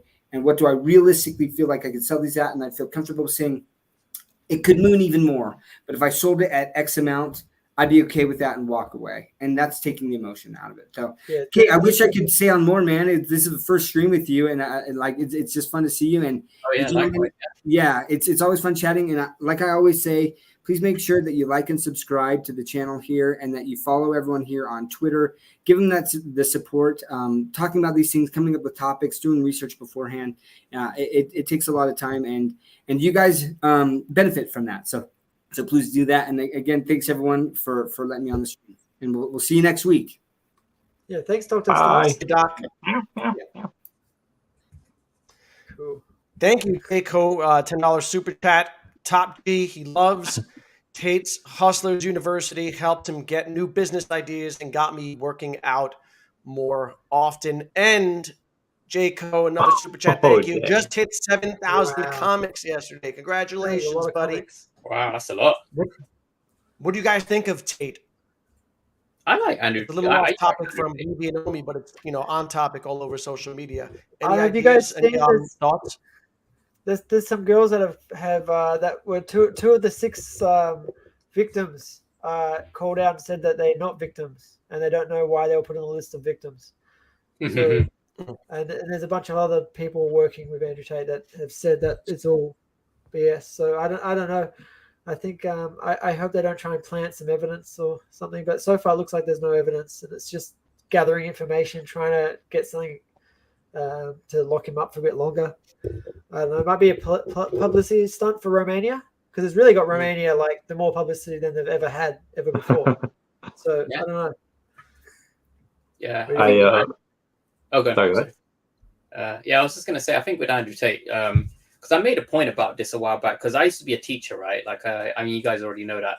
And when I was a teacher, we had like this thing in the UK where you have like your kind of, it's like a class that you kind of, you don't necessarily teach them, but it's like a class that's assigned to you and you're like known as their form tutor.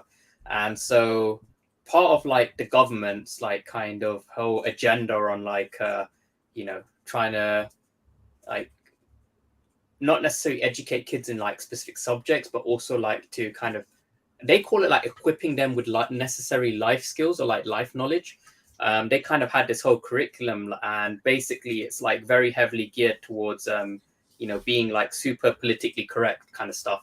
So so for example, right, like I mean, I'm like not someone who like hates people of like specific genders or anything. Like I'm like very like like, I don't care like what you want to do like with your like beliefs and genders and things like that.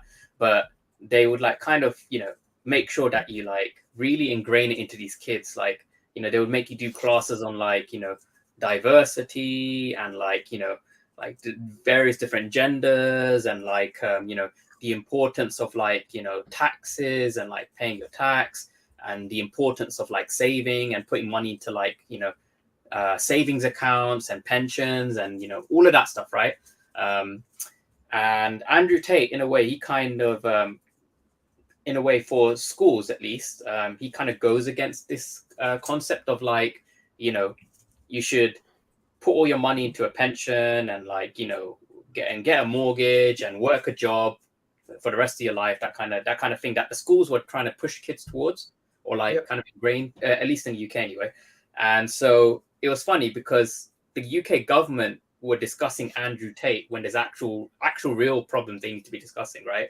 And there were loads of news stories about schools literally doing lessons on how to unbrainwash like young male kids from the stuff that they'd seen from Andrew Tate, and it was like, don't really, make money.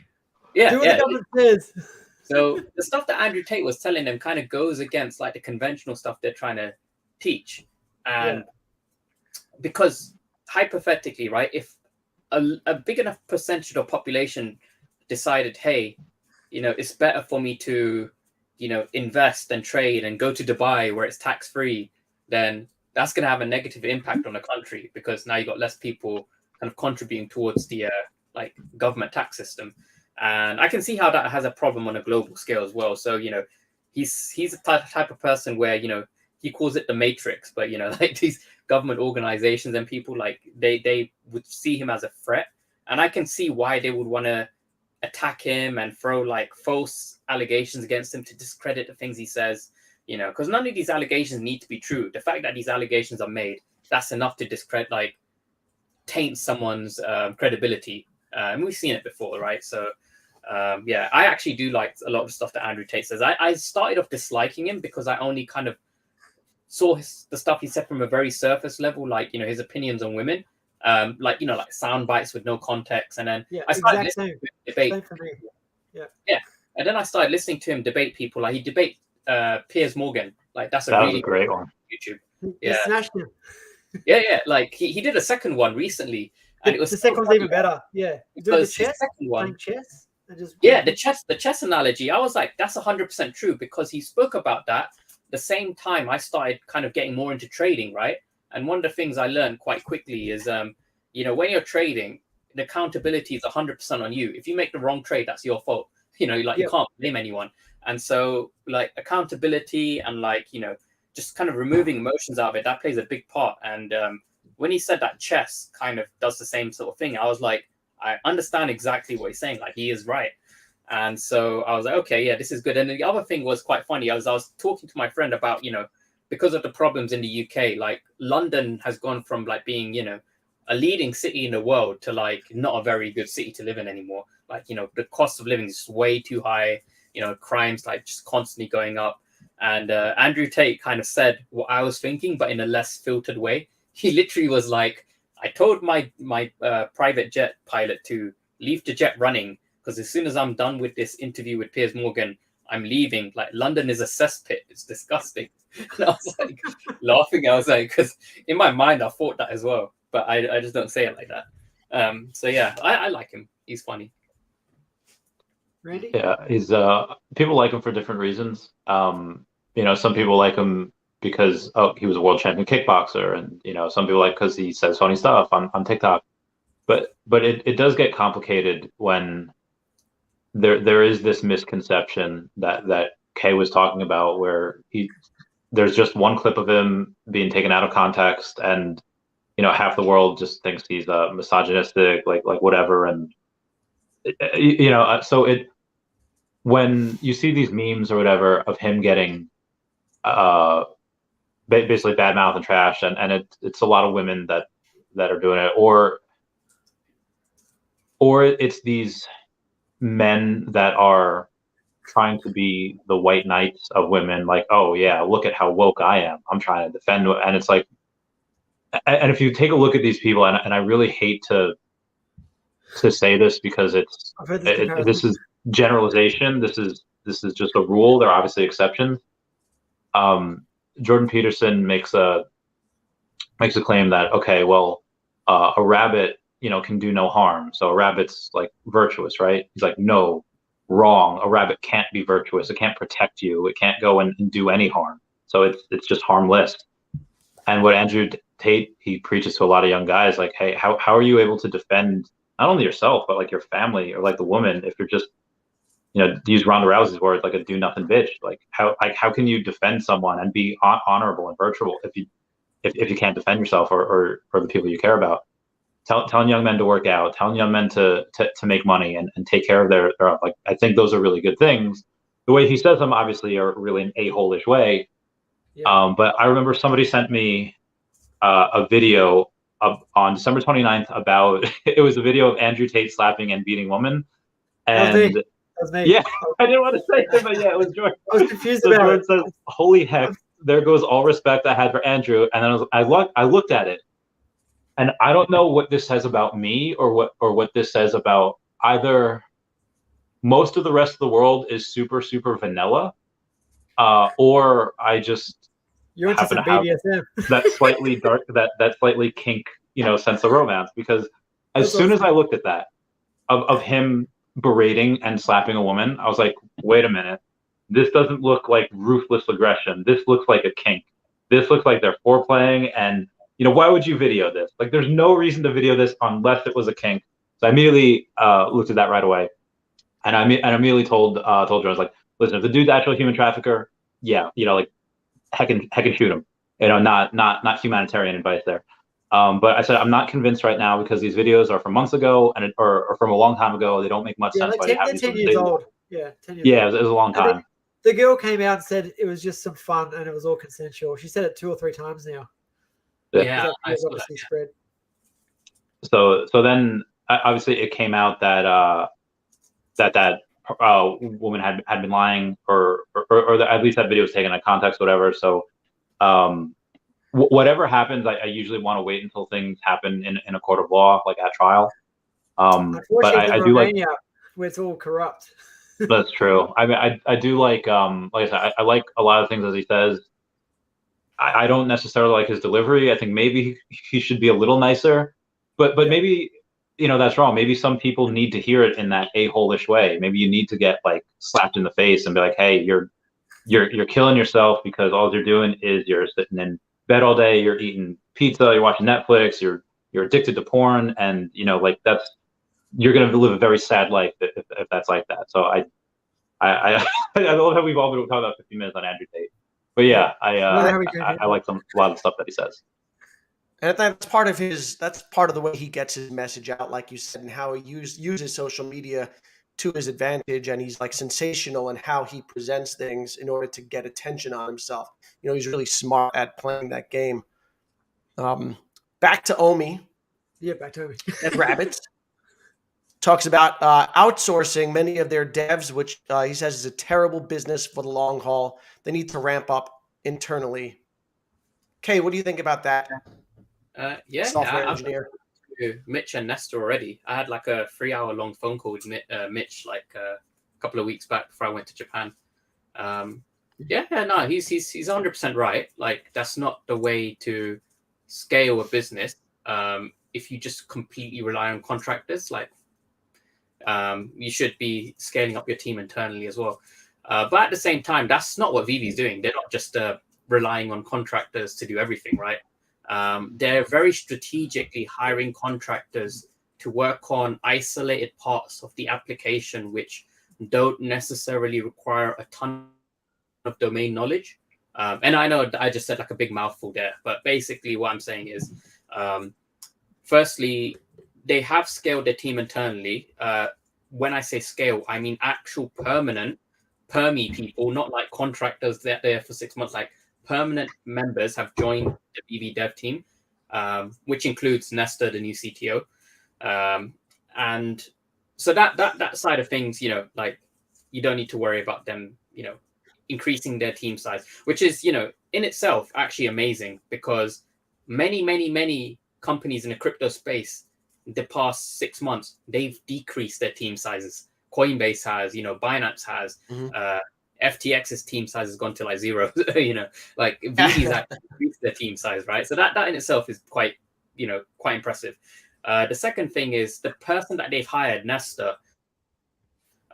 His background, he has worked in blockchain as well, which is a very, very big plus, because that was always one of my criticisms of Vivi, is no one in the core team had any like experience in blockchain, and they have a company where the blockchain is kind of an important part of it, right? Nestor, he has, and he, as a technical leader, his specialism is all to do with scaling up startups to becoming, middle size to, SME to like larger sized tech companies.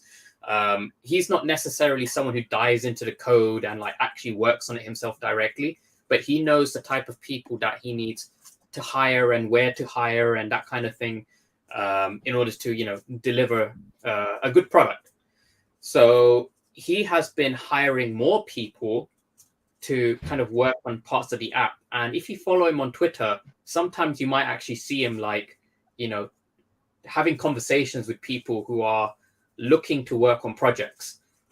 So there was recently like him commenting on a post where there was like a team of developers in Ukraine, and he just, said, "Oh, DM me," which, if he's the CTO of Vivi now, I assume is to work on stuff on Vivi. And I think it was like 20 developers. So it must be a pretty chunky thing.